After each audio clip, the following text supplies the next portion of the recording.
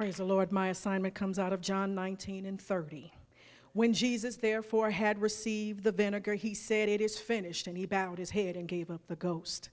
There is nothing more satisfying than completing an assignment.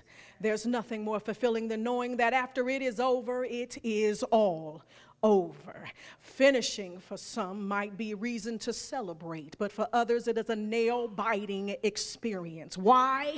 Because if we were honest with ourselves, we probably did the job but did not do the job well. We may have skipped a few steps hoping to obtain a quicker result.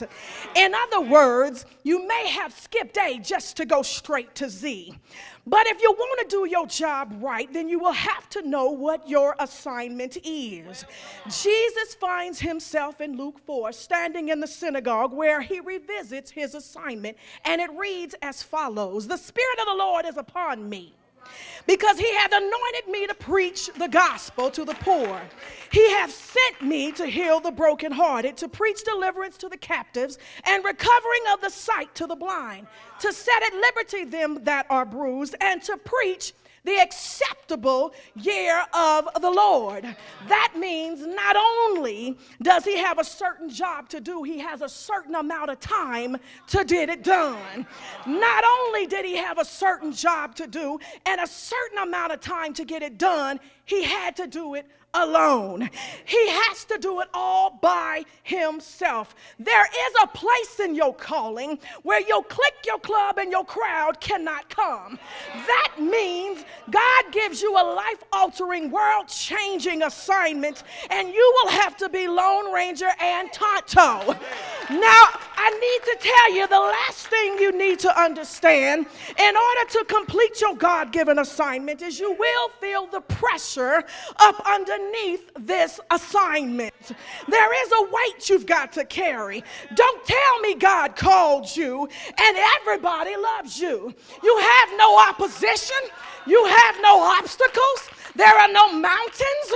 Don't tell me he called you and everybody speaks well of you when Jesus was despised and rejected. Don't tell me he called you and everybody loves you. You didn't get a call. You just came. You just crashed the party. God don't even know who you are, okay? Because Jesus came to his own and his own received him not. Don't tell me how you got a call when I know that a call means you got to be crucified. Now, Jesus, you've got to wrap this thing up. Time is running out. That means the hosts of heaven are peering over the celestial balcony, wondering if you're going to be able to pull this thing off, Jesus. Hell is preparing to pop the cork on the champagne. They got Jesus nailed to a cross, and the saints got their backs up against the wall. Now, Jesus, you got to hurry up. Jesus, you got to get this thing done. Jesus looks up and he says, "It is finished." Now, wait a minute. With your spiritual ears, what you just heard was, he was wounded for our transgressions. He was bruised for our iniquities. The chastisement of our peace was upon him, and by his stripes we are healed. And that was good. That's good, but I'm in trouble. I'm in trouble right now, Jesus. So I need to know how this applies to me today.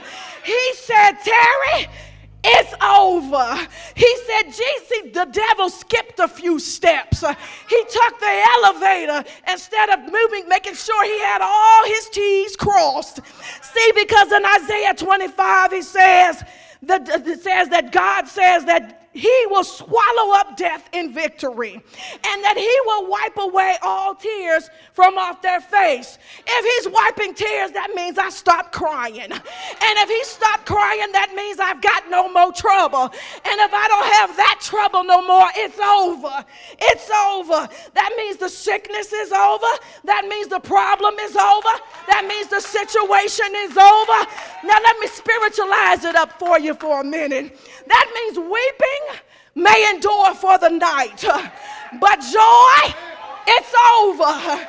Joy, it's over. Joy has to come in the morning because it's finished.